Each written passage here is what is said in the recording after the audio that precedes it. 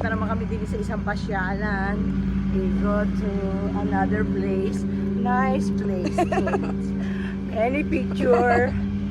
And then go there and there. Ano yun? Nandun tawag doon sa isang ano.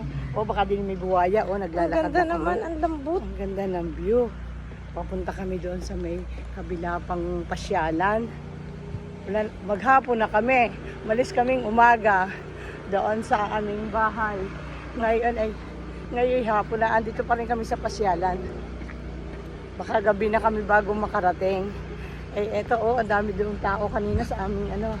Dito na naman kami mamamasyal ulit. Ang daming foreigner. Aray. Nay, di na eh.